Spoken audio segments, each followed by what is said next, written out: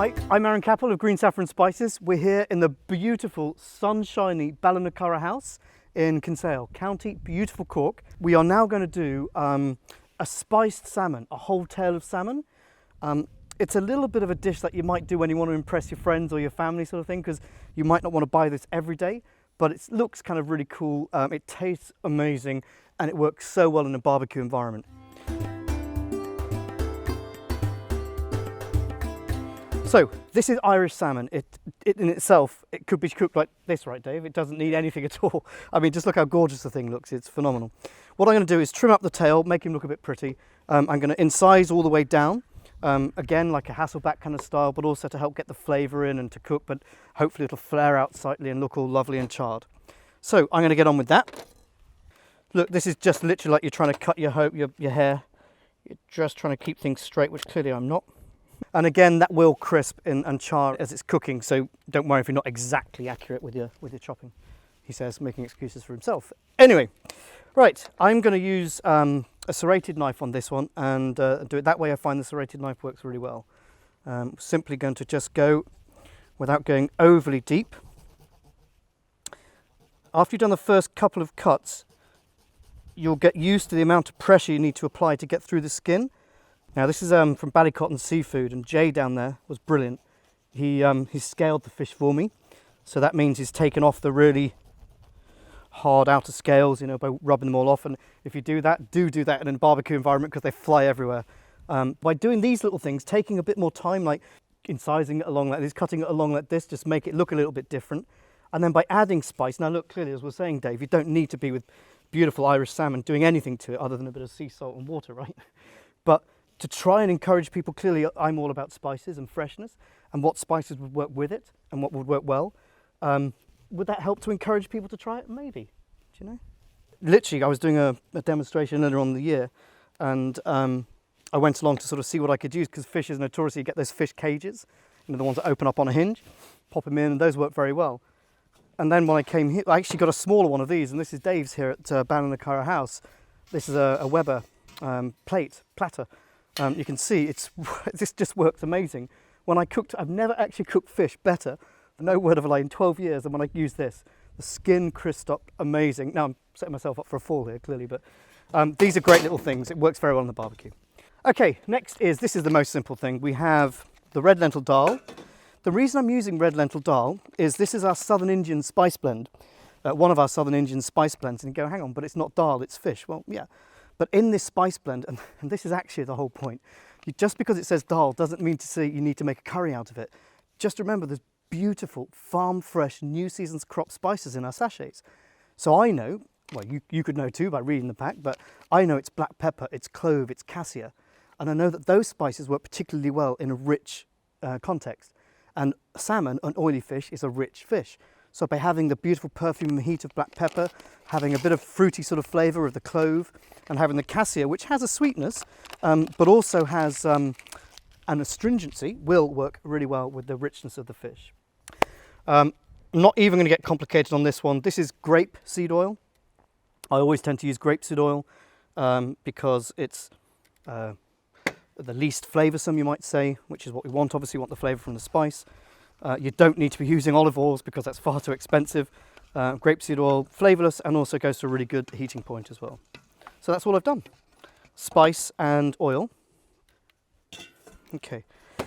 So, I don't know, Dave, I'm going to pop some oil on here. Would you pop oil on here? I suppose because if this has been used already, it's probably going to... a little bit of oil on it. Yeah. So either with your fingers like this, just lightly.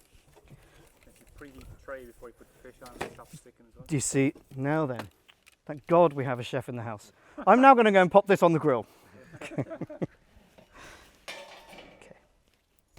So whilst our plate is heating up, so our fish doesn't stick, I'm going to pop the spices on to our fish here. Almost treacly looking. Yeah, do you know? And that's the black pepper. It's the colour of the black pepper that's been ground into the blend. So yeah, black pepper, cloves, and the darker spices, so it has a darker look to it as well. Just actually, Dave, if you have a little look, you can see a rose petal there, because I know this blend has the family garam masala in it too, and my family garam masala has rose petals. But garam masala is a seasoning, so it's a blend that you can use at the end of, like you might use green herbs over here. over here in Ireland. You'd use it as a sprinkle, like you might do salt and pepper. Okay, so I'm now going to just pop him onto the preheated plate. So make sure it's nice and hot. Just to make it a little easier, let's slide our fish onto here. Okay. Fish, as we were saying, Dave, is between 50 and 55 when you're probing it, degrees C. This probably with the thickness, he's not too bad. He's sort of medium thick. I'm saying maybe 12, 15 minutes. Let's see how we go. We'll just keep testing it. We'll be able to see, because we'll start to see the flesh changing the colour through the slits. Get your knife into the flesh itself and then just gently touch underneath your lip. And if it's too hot to touch, almost, then it'll be cooked. Right, Bob's your uncle. We're going to make a crunchy salad with a beautiful sort of mayo, mustard, yoghurt dressing. Dressing is really great because tangy yoghurt, fiery mustard, and if you get really crisp lettuce, like a cos lettuce or romaine, or these are baby gem, lovely crunchy, fresh, bright green lettuce, lovely. This is as simple as you like. I was just playing around one day at home, as simple as you like dressing, and I think it's gorgeous. Mayonnaise, mustard, nice bit of yoghurt, because the yoghurt is going to add a bit of lactic bite to it, and also to calm down the mustard. We've got lemon, because lemon always freshes everything up. So lemon juice, a good bit of salt. And again, look, this is me and salt. I don't tend to use much salt, but in this dressing it works so well because you've got the tangy mustard, the tangy yogurt, and the lovely rich mayonnaise. So actually the salt works so well. And then to bring it to a kind of dressing kind of consistency, we have virgin olive oil.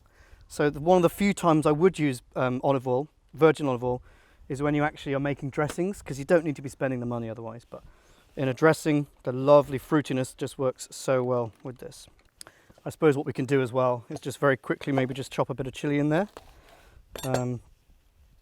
Again, for colour, but also because I like the poke of heat. If you don't like heat, then obviously clearly don't use chilli. Okay. Red, just because we have the red chilli and we have green parsley. I'm not even going to bother destalking it. As I was saying earlier, it's not about Michelin style food. It's about getting all the beautiful flavour in there. Okay. So there we go. Lovely, bright, summery, tangy dressing. You don't need to dress the leaves until just about to serve, because if you dress them too far ahead of time, then they'll wilt and go a bit sort of manky. Again, if we're ahead of time and if we're prepping ahead of time, pop that in the fridge, it'll be ready to go. It'll keep for a good day anyway, half a day. Dave says 10 minutes, but you can see what we're doing with the fish, how it's starting to sort of fan out slightly. The flavours are really getting in there. So happy days, let's give me another 10 minutes. So we're just going to finish off the salmon now, but again, what accompaniments would we use with it? So we're going to have the gorgeous crunchy salad with the beautiful mustard mayo dressing. I think our red lentil works fantastic with this. You can make it from scratch from one of our sachets, or again, just pop into the chilled section in one of your supermarkets and buy a pot, 100% natural, delicious red lentil dal. So the red lentil dal we've popped into a pot already. Now you're going to get to watch me try to delicately take the fish out of there and onto a platter. This is where the fun starts. Luckily Dave is fantastic and has given me this, so any fool, even me, might be able to get this right. So, of course Dave's right, we're not sticking. Are you breathing a sigh of relief like me, chef? Here we go. Okay. So that's the salmon there. We're just going to now chop up a couple of the leaves. What I'm going to do is shred some very roughly like this, and we're going to keep some whole. Again, you're always looking for balance of texture as well as flavour and taste. So we have some leaves there. Okay, give this all a little mix round in the dressing. Just a gorgeous little salad. So I'm just going to pop the salad onto here. It's not about making it look pretty, it's about making it tasty. What we have is our Irish salmon with the Madras spice blend, and we have a crunchy green salad with the mustard mayo dressing. Absolutely delicious. Served with the red lentil dal. Yum.